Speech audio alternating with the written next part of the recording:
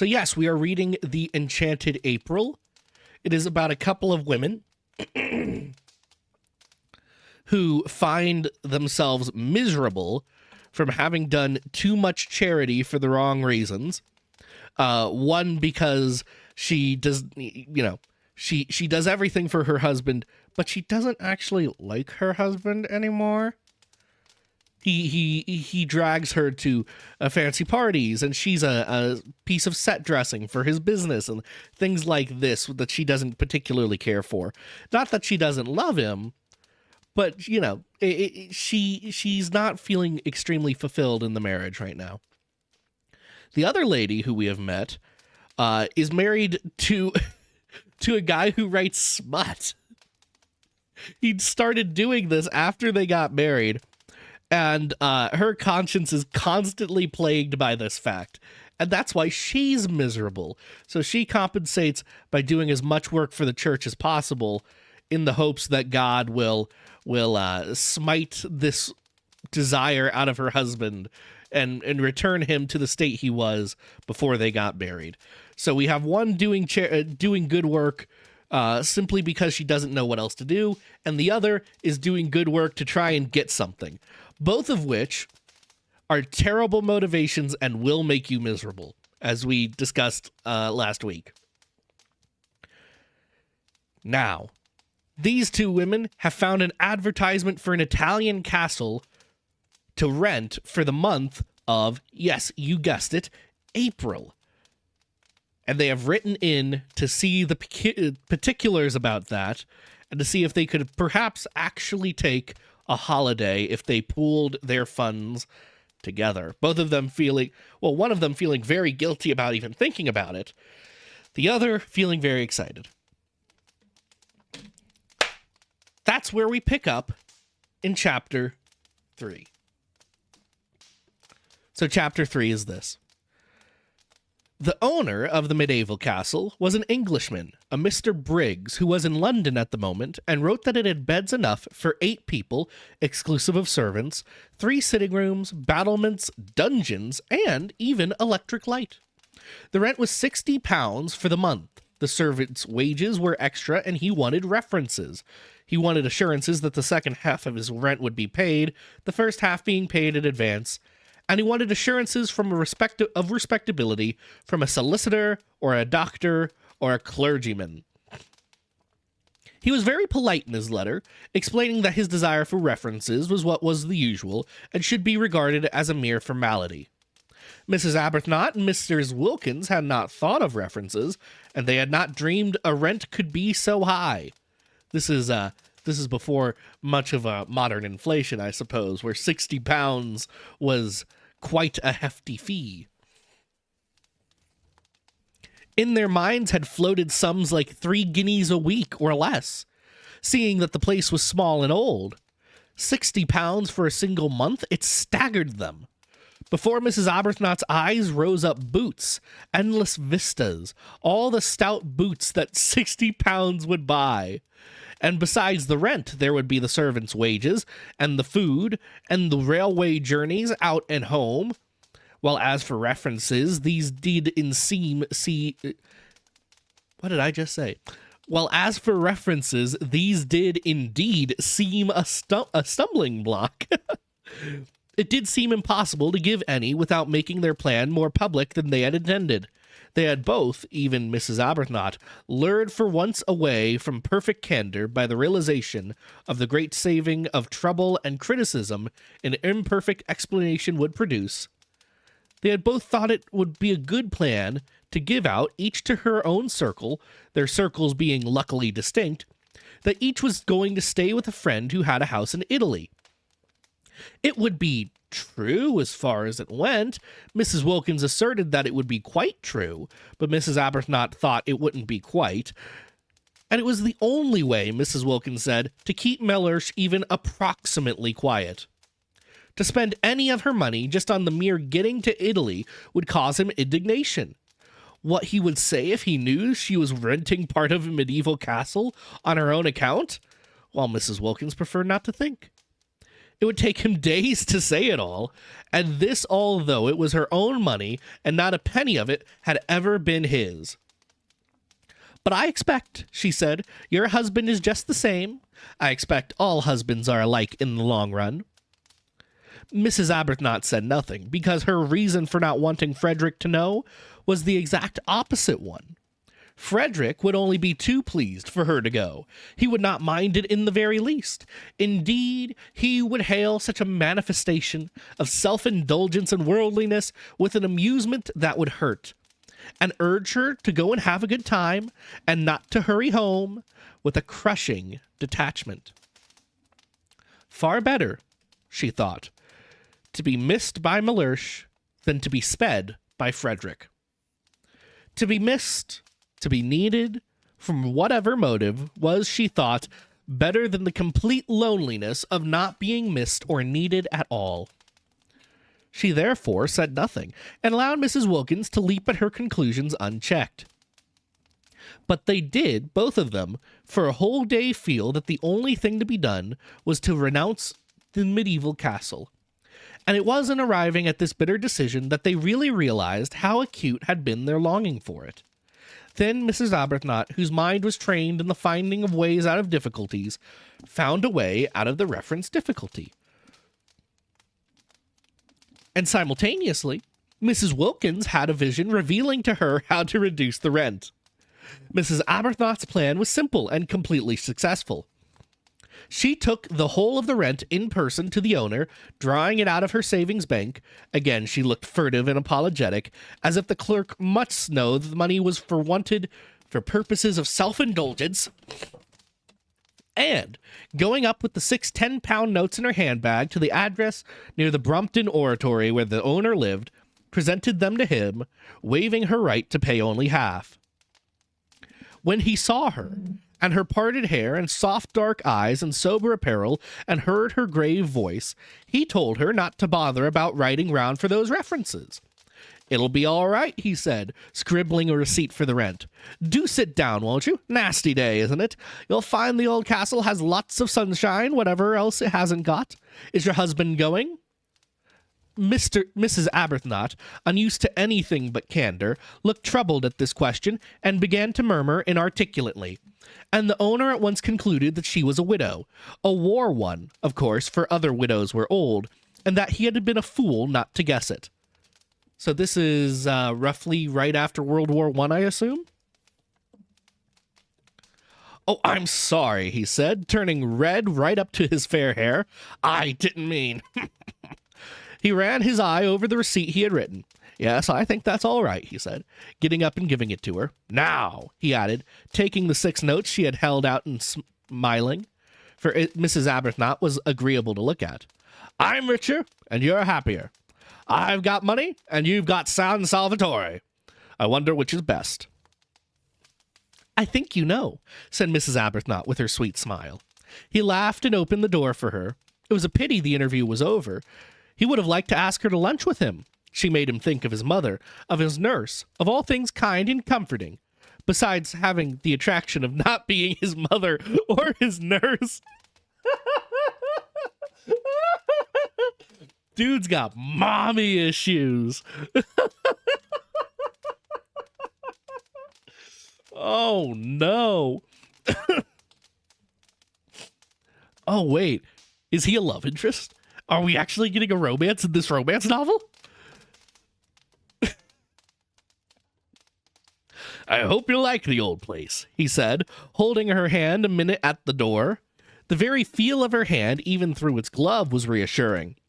It was the sort of hand, he thought, that children like to hold in the dark. "In April, you know, it's simply a mass of flowers. And then there's the sea. You must wear white. You'll fit in very well. There are several portraits of you there." "Portraits?" "Madonnas, you know. There's one on the stairs really exactly like you." Mrs. Aburthnot smiled and said goodbye and thanked him. Without the least trouble, and at once, she had got him placed in his proper category.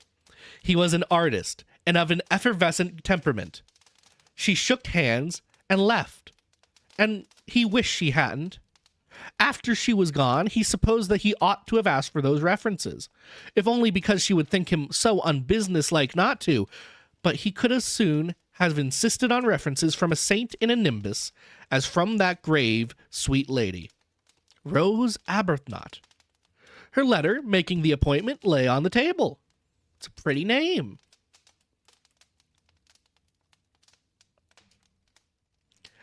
I feel like he's a romance interest. I feel like he's a romantic interest for Rose. I don't know. I have a feeling. That difficulty, then, was overcome, but there still remained the other one, the really annihilating effect of the expense on the nest eggs, and especially on Mrs. Wilkins, which was inside, compared with Mrs. Aburthnot's, as the egg of the plover to that of the duck. And this in its turn was overcome by the vision vouchsafed to Mrs. Wilkins, revealing to her the steps that had to be taken for its overcoming.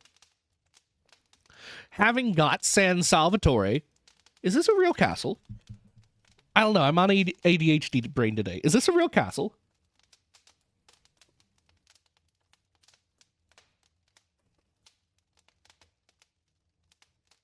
It's a real castle? We have to go there. Oh my gosh, we have to go there. It says it's one of the largest castles in northern Italy, so it's not quite the one they're thinking of, but we still have to go there. Okay, that'll be for me later. The religious name fascinated them. They, in their turn, would advertise in the agony column of the Times and would inquire after 2 more ladies of similar desires to their own to join them and share the expenses. At once the strain of the nest eggs would be reduced from half to a quarter. Mrs. Wilkins was prepared to fling her entire egg into the adventure, but she realized that if it were to cost even 6 pence over her £90, her position would be terrible. Imagine going to Mellersh and saying, I owe. It would be an awful enough if someday circumstances forced her to say, I have no nest egg. But at least she would be supported in such a case by the knowledge that the egg had been her own. She therefore, though prepared to fling every last penny into the adventure, was not prepared to fling into it a single farthing that was not demonstrably her own. And she felt that if her share of the rent was reduced to £15 only, she would have a safe margin for the other expenses. Also, they might economize very much on food, gather olives off their own trees and eat them, for instance, and perhaps catch fish. Of course, they could reduce the rent to an almost negligible sum by increasing the number of sharers. They could have 6 more ladies instead of 2 if they wanted to, seeing that there were 8 beds. But supposing the 8 beds were distributed in couples in 4 rooms, it would not be altogether what they wanted, to find themselves shut up at night with a stranger. Besides, they thought that perhaps having so many would not be quite so peaceful. After all, they were going to San Salvatore for peace and rest and joy, and 6 more ladies, especially if they got into one's bedroom, might a little interfere with that. However, there seemed to be only 2 ladies in England at that moment who had any wish to join them, for they had only 2 answers to their advertisements. Well, we only want 2, said Mrs. Wilkins, quickly recovering, for she had imagined a great rush. I think a choice would have been a good thing, said Mrs. Aburthnot. You mean because then we needn't have You mean because then we needn't have had Lady Caroline Dester? I didn't say that, gently protested Mrs. Aburthnot. We needn't have her, said Mrs. Wilkins. Just one more person who would help us a great deal with the rent. We're not obliged to have 2. Am I confused? Maybe. I don't know. It feels like it just went sideways on me. But why should we not have her? She seems really quite what we want. Yes, she does from her letter, said Mrs. Wilkins doubtfully. She felt she would be terribly shy of Lady Caroline. Incredible as it may seem, seeing how they get into everything, Mrs. Wilkins had never come across any members of the aristocracy. They interviewed Lady Caroline, and they interviewed the other applicant, a Mrs. Fisher. Lady Caroline came to the club in Shaftesbury Avenue, and appeared to be wholly taken up by one great longing, a longing to get away from everybody she had ever known. When she saw the club, and Mrs. Aburthnot, and Mrs. Wilkins, she was sure that here was exactly what she wanted. She would be in Italy, a place she adored. She would not be in hotels, places she loathed. She would not be staying with friends, persons she disliked, and she would be in the company of strangers who would never mention a single person she knew for the single reason that they had not, could not have, and would not come across them. She asked a few questions about the fourth woman, and was satisfied with the answers. Mrs. Fisher's, of Prince of Wales Terrace, a widow. She, too, would be unacquainted with any of her friends. Lady Caroline did not even know where Prince of Wales Terrace was. "It's in London," said Mrs. Aburthnot. "Is it?" said Lady Caroline. It all seemed most restful. Mrs. Fisher was unable to come to the club because, she explained by letter, she could not walk without a walking stick. Therefore, Mrs. Aburthnot and Mrs. Wilkins went to her. "But if she can't come to the club, how can she go to Italy?" wondered Mrs. Wilkins aloud. "We shall hear that from her own lips," said Mrs. Aburthnot. From Mrs. Fisher's lips they merely heard, in reply to delicate questioning, that sitting in trains was not walking about, and they knew that already. Except for the stick, however, she appeared to be a most desirable fourth, quiet, educated, elderly. She was much older than they or Lady Caroline, and Lady Caroline had informed them she was 28, but not so old as to have ceased being an active mind. She was very respectable indeed, and still wore a complete suit of black, though her husband had died, she told them, 11 years before. Her house was full of signed photographs of illustrious Victorian dead, all of whom she said she had known when she was little. Her father had been an eminent critic, and in his house she had practically everybody who was anybody in letters and art. Carlyle had scowled at her. Matthew Arnold had held her on her knee. Lord Tennyson had sonorously rallied her on the length of her pigtail. She animatedly showed them the photographs, hung everywhere on her walls, pointing out the signatures with her stick, and she neither gave any information about her own husband, nor asked for any about the husbands of her visitors, which was the greatest comfort. Indeed, she seemed to think that they were also widows, for on inquiring who the fourth lady was to be, and being told it was a Lady Caroline Dester, she said, "Is she a widow too?" And on their explaining that she was not, because she had not yet been married, observed with abstracted amiability, "All in good time." Lady Caroline is single. Okay, that's a romance option. Keep that in the back of your mind, chat. We have a fine lady to fall in love with an Italian man.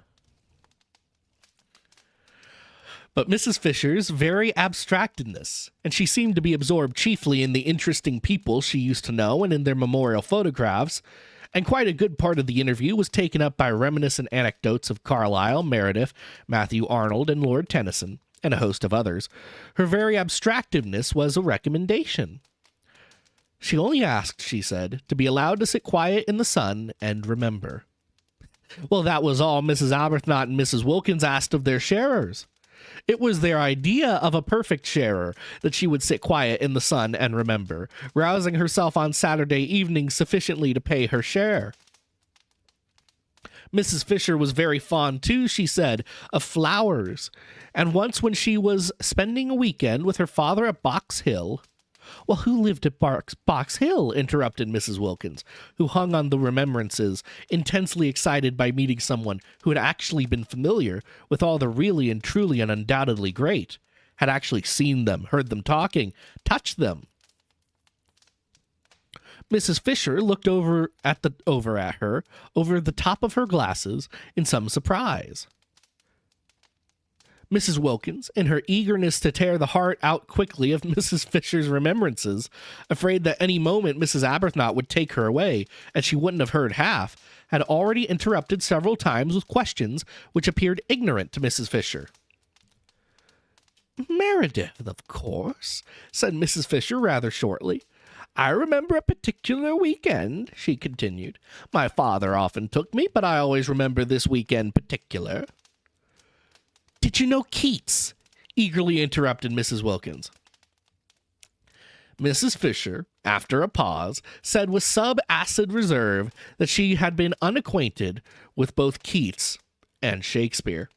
"Oh, of course, how ridiculous of me," cried Mrs. Wilkins, flushing scarlet.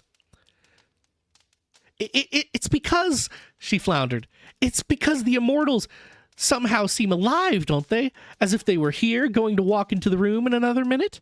And one forgets they are dead. In fact, one knows perfectly well they're not dead. Not nearly so dead as you and I even now," she assured Mrs. Fisher, who observed her over the top of her glasses. "I thought I saw Keats the other day," Mrs. Wilkins incoherently proceeded, driven on by Mrs. Fisher's look over the top of her glasses. "In Hampstead, crossing the road in front of that house. You know, the house where he lived?" Mrs. Aburthnot said they must be going. Mrs. Fisher did nothing to prevent them. "I really thought I saw him," protested Mrs. Wilkins, appealing for belief first to one and to the other, while waves of color passed over her face, and totally unable to stop because of Mrs. Fisher's glasses and the steady eyes looking at her over their tops. "Oh, girl, I feel that. I believe I did see him. He was dressed in a..." Even Mrs. Aburthnot looked at her now, and in her gentlest voice said that they would be late for lunch. It was at this point Mrs. Fisher asked for references. She had no wish to find herself shut up with 4 weeks with somebody who saw things. It was true that there were 3 sitting rooms, besides the garden and the battlements at San Salvatore, so that there would be opportunities of withdrawal from Mrs. Wilkins, but it would be disagreeable to Mrs. Fisher if, for instance, Mrs. Wilkins were suddenly to assert that she saw Mr. Fisher. Mr. Fisher was dead. Let him remain so. She had no wish to be told he was walking about the garden. The only reference she really wanted, for she was much too old and firmly seated in her place in the world for questionable associates to matter to her, was one with regards to Mrs. Wilkins' health. Was her health quite normal? Was she an ordinary, everyday, sensible woman? Mrs. Fisher felt that if she were given even one address, she would be able to find out what she needed. So she asked for references, and her visitors appeared to be so much taken aback, Mrs. Wilkins indeed was instantly sobered, that she added, "It is usual." Mrs. Wilkins found her speech first. "But," she said, "aren't we the ones who ought to ask for some from you?" And this seemed to Mrs. Aburthnot, too, the right attitude. Surely it was they who were taking Mrs. Fisher into their party, and not Mrs. Fisher who was taking them into it. For answer, Mrs. Fisher, leaning on her stick, went to the writing table, and in a firm hand wrote down 3 names and offered them, and the names were so respectable, more, they were so momentous, and they were so nearly august, that just to read them was enough. The President of the Royal Academy, the Archbishop of Canterbury, and the Governor of the Bank of England?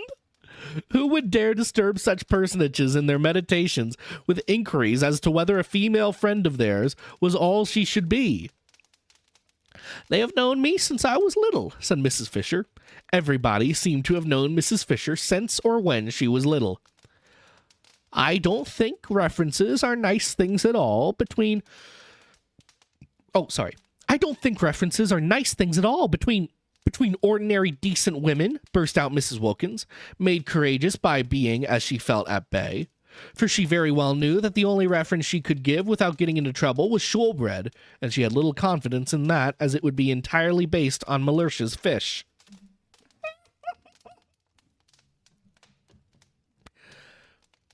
"We're not business people.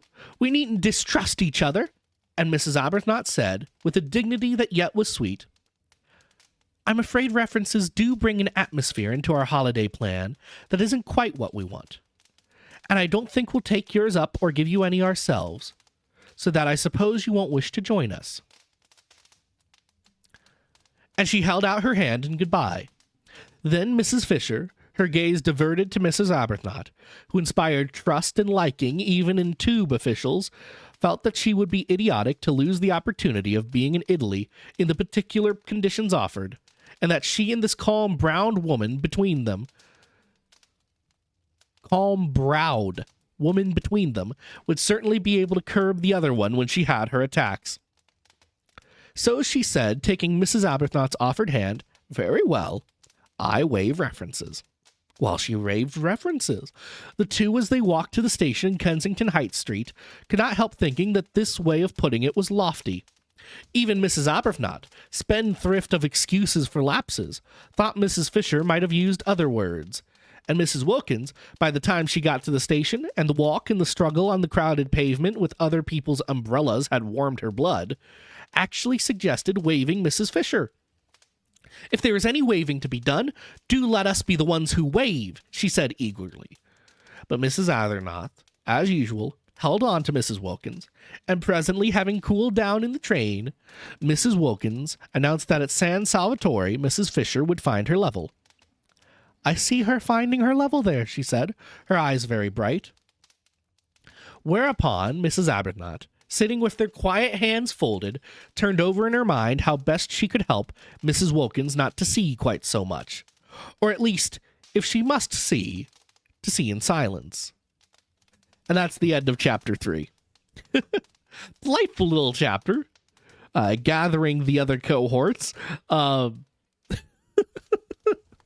I do love the visual image of Mrs. Wilkins just rambling on about ghosts because an elderly lady is looking at her sternly and she just can't help herself. You know, she started and now she has to justify what she just said. So she keeps going and going and going.